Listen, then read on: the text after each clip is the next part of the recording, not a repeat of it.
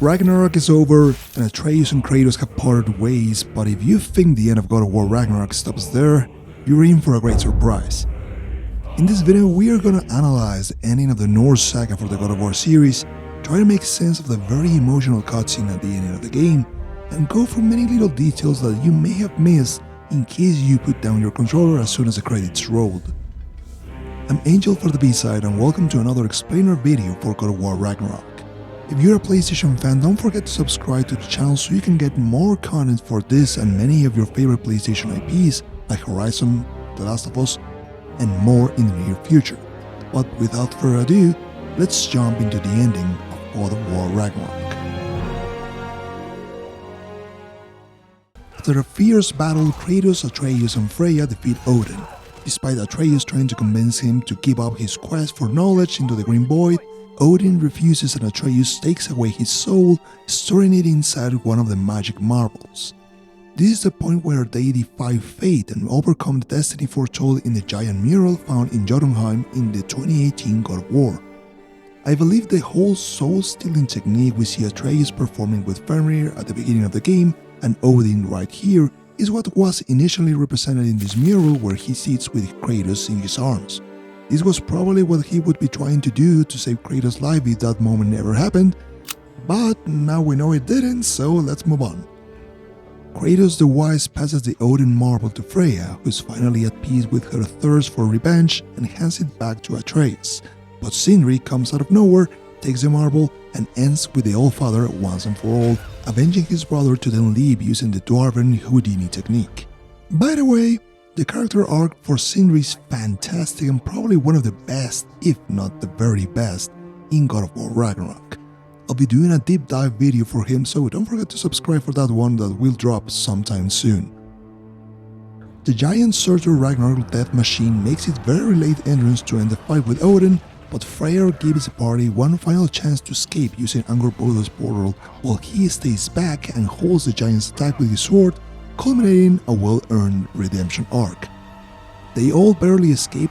Atreus gets knocked out while he tries to save his father and wakes up later to the sound of her mother's voice telling him to follow his path as she will always be with him, which I think is what seals the deal for him to confess his next adventure to Kratos later, and what we witness next as we take control over Atreus is basically him saying goodbye to everyone that has helped him along the way. From this point on, I'm going to explain the epilogue for each of the rest of the secondary characters in the game, so if you want to skip to the big deal between Kratos and Atreus, jump to the time on screen. Atreus finds Thrud and her mother and says his condolences. Thrud mentions she can't stay for long in Midgard because there's something she needs to find, and you may have guessed it correctly, she's going after Thor's hammer. In fact, if you continue exploring the realms, you can later find her in the desert of Alfheim, right by her father's hammer where this cool sequence happens. Is that Thor's hammer and his daughter? I'll make you proud, Dad.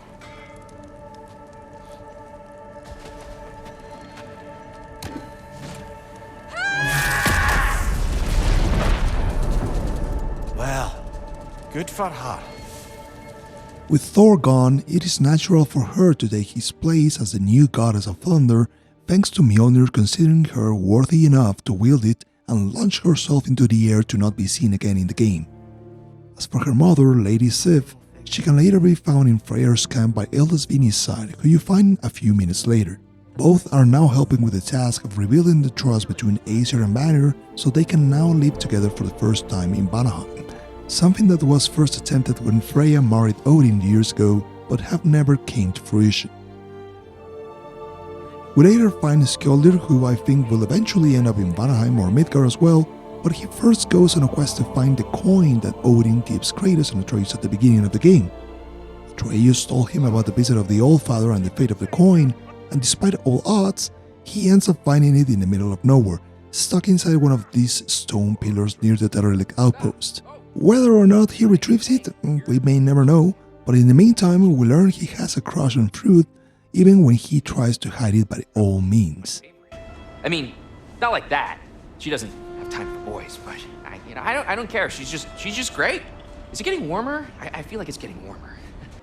Up next are Lunda, Bela, and Bigby, who raise a toast to Freya. The Elven couple always appears in the same place, but I'm guessing they'll go back to Freya's camp in Vanaheim eventually. Meanwhile, Lunda continues to help you as your dwarven blacksmith of choice. Very big. But first, you and the rest of Brok's friends make a quick stop to attend his funeral in Svartalfheim. I really have to say that this is one of the most emotional moments in the game, perfectly animated, with a flawless score to accompany the goodbye to one of the most vibrant characters in the game. And the way scenery just goes off without saying a word to anyone makes me wonder if we will ever see him again, even though I have some theories for the next entry in the series. Another character that is briefly mentioned later while we are exploring the game is Jörmungandr, who ends up disappearing in the middle of Ragnarok during his fight with Thor. But as you explore the Lake of the Nine, you can find traces of his skin here and there, and Mimir seems to have a theory of what happened to him that involves some weird time-traveling situation where Atreus will meet him in the future as a giant and then convert him into the world's snake. It would be better if you heard this from Mimir himself. That can only mean the legend was true all along. That blow from Thor sent Jörmungandr straight back in time. A younger Jormi, fresh from Jotunheim, would grow into the serpent we know. When we first met the snake, you said that he found Atreus familiar. Perhaps they met in Jotunheim. Perhaps so, brother. We'll have to ask the lad for that story when we next see him. Freya says goodbye to Atreus and joins Kratos and Mimir in her quest to bring peace and order to her realms. Upon visiting Chaurlie the Turtle, she apologizes and promises to earn his trust back, but confesses to Kratos she needs someone to take care of him permanently. Angrboda surely is the first person that comes into mind to help them in the near future, as she did with Fenrir. I mean, Chaurlie is clearly not happy with the weather and feels kinda alone, and there's plenty of space back at Jotunheim. But funny enough, if you talk to Berger, the friendly traveler that had one of the most epic cutscenes in the game and now rests in Vanaheim, he'll happily agree to look after Chaurlie while Freya deals with all her pending tasks. My heart is really happy for Chaurlie right now. Anyway, going back to Atreus, he finds Angrboda and Fenrir and says goodbye to his loyal pup again, but in a less traumatic way. If you explore Jotunheim, you'll see him staying there with the other wolves under Angrboda's care, with plenty of space to roam around and be happy. As for her, she has already fulfilled her destiny and went beyond by helping the crew escape from Ragnarok and setting Loki on his path to search for the other giants, as well as Kratos to unveil the final shrine, but let's not get ahead of ourselves, we're almost there. On the way to the hidden shrine, they see the remains of Asgard that have crashed into the other realms, and upon visiting each of these, they'll encounter the remaining forces of Asgard and discover their orders to assemble in Muspelheim, where Gná, the new Valkyrie Queen, is waiting for them. Before things get out of hand, Kratos and Freya defeat Gná, ending the upcoming rebellion despite Freya offering a way out for her old friend. The future of the Valkyries is done for, but Freya analyzes if she should lead her loyal group of shield maidens in the near future, who are very pleased about Gná's fate. Told you Freya would wreck that miserable... Did you rip her wings off? Tell me you ripped her wings off. No, surely you tore her spine out through her back. Classic finish. It's what I would have done. Back to Angrboda, once they reach the end of the mountain path, she reveals a secret shrine that belonged to Faye, where Atreus learns how her mother was the one responsible for destroying the one that told their story back at Jotunheim, where Kratos learned about his destiny. It was her intention to keep them safe and help them fight against their fate even when it seemed impossible and betraying the trust of her own people. After a couple of tense seconds, Atreus finally reveals the existence of other giants and his intention to go along his path. Kratos finally realizes that this is the moment that he has been training Atreus for and lets him go. Still, first Atreus makes his father remember their promise they made back in Helheim. Remember our promise. Let's make a promise. I'll listen for your voice in my head when you're not there, to guide me. And you do the same. All right?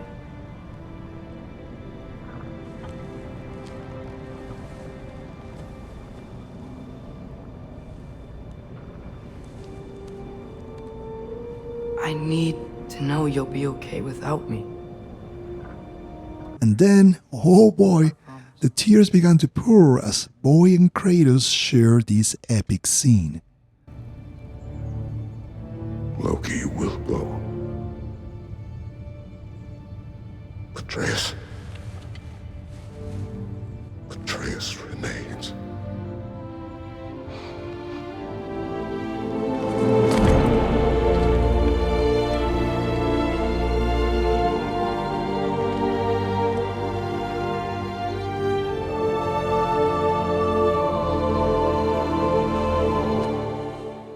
It is really heartbreaking how Kratos says goodbye to both his son and his wife in the same way. But now he's on his own, not by tragedy, but because of his own son's destiny, which certainly brings a level of relief, pride, and sadness at the same time. Angrboda then hands Loki what seems to be a final marvel or some sort of artifact that could probably keep them in touch or just serve as a token of their friendship. After this, Atreus leaves just as his mirror foretold, except for the fact that there are no wolves around with him right now, which is a little bit weird, and a sad Kratos begins to roam the room where he discovers the shrine had a not-so-secret back door that reveals what is Kratos' own shrine. It is a very nice detail that Faye's and Kratos' shrines were created in the same structure but with separate doors, which is a strong symbolism of their relationship and how even when they got together by fate, each of them had their own path. The 3 panels in the shrine show Kratos' past life in Greece, how he fled to these lands, the journey to Jotunheim with Atreus, the mistletoe that helps them defeat Baldur, and the clash against Thor. But the real banger comes when Kratos sees what the future holds for him. The last panel portrays Kratos, the god of war, as a god that is finally loved and not feared. Something that breaks him as we hear him weep godly tears while he's laying on the shrine. This is a soft spot that Odin touched when they met back at Svartalfheim after getting the Draupnir spear. What do you even know of godhood? In your lifetimes, has anyone ever worshipped you? Ever prayed to you? Can you even imagine that kind of love? No! You don't care about mortals. As it is almost certain that Faye knew about her destiny because of this shrine, it now makes sense what she tells Kratos the night before Ragnarok unleashes. Open your heart to the world as you have opened it to me, and you will find every reason to keep living in it. Shocked by Kratos' godly tears, Freya and Mimir join Kratos on his new path, and I'm going to address the elephant in the room that maybe some people are considering. No, I don't think Kratos and Freya are going to end up having some sort of romantic arc later in the series. Even when in this scene, Kratos looks her like a little puppy straight into her eyes, ignoring Mimir, and says, Would you join me? Aye. We'll see to it. I think this is not the case. I do really believe both of them see each other as worthy allies and friends after their reconciliation in Vanaheim thanks to Kratos freeing Freya from Odin's spell, then helping to recover her sword, getting rid of the bad taste of the memories of her time with Odin, defeating him during Ragnarok, granting her the sweetest revenge possible that she eventually refuses, and finally dealing with Ghana. I mean, do they complement each other in a great way? Yeah. One is a courageous, strong, sarcastic, and determined, beautiful goddess, and Kratos, well, he's our guy, and he's come a long way from his anger issues and is now a wise god and a rightful heir to Tyr as the god of war, or even Odin as the All-Father of these lands. Something that has been shown throughout the game, but it surely reaches its climax once you defeat King Hrolf Kraki, as he says this. Thank you, brother. Still not sure if that was justice or vengeance. The two are not always at odds. What do you intend to do with Skofnung now? I intend to use it. No! Don't you understand the legacy that thing carries? Not to mention the souls of evil berserkers. I will use it for good. That won't erase its history. No. But the story of this sword is still being written. Future generations will weigh its good deeds against the bad and decide for themselves. And isn't it funny that symbolically during the Endgame you help Kratos defeat a king and Freya defeat a queen, and now they are in a certain way king and queen for these lands? Would they be the perfect new mighty all-father-mother godly couple for the 8 remaining realms? Sure, but still weird to me to think about them in any other way. I don't want Mimir to be the third wheel for all eternity, you know? I feel bad for him. Anyway, then the credits roll as our favorite trio heads to save the 8 realms, and that's it. Or is it? I left the one major reveal from the endgame out on purpose because this was really one of the most jaw-dropping moments for me after finishing the game. So, if you don't want me to spoil this big reveal, consider this your final spoiler warning, leave a thumbs up please, subscribe to the channel, and go to explore the realm of Niflheim on your own after finishing the game. If you're still here, well, it's time for me to tell you the biggest secret of Odin. In fact, let me show you the gameplay for that moment. It will be better for you to see it with your own eyes. Freya! I can't believe it. Wait, that can't be. Lord Tyr. Is this an illusion? No, brother. No, I think it's the real deal. Mimir? Yes, Loki was right and Tyr is alive. After talking to him, you can later find Tyr traveling across the realms, having a moment to reflect on a multitude of things. There seems to be an order for you to find him, and I've only managed to do so in 4 realms on my own, and there's even a weird secret Easter egg conspiracy theory hanging around in Reddit, but I'm not getting in there. The point here is that Tyr is back in the picture, and he will prove to be a very powerful ally for Freya, Kratos, and Mimir, as he's a master diplomat that will ensure the well-being of the realms under Kratos' rule, at least for now. I hope you liked this video. I really had a great time putting all of this together, and I'm planning on doing a couple more of God of War Ragnarok videos in the near future, so be sure to subscribe for that, or if you really love my work, you may also consider supporting me via Patreon for free early access to any video that I publish here in the channel, and some other cool perks. But for now, thank you very much for watching, and I'll catch you later on the Visa.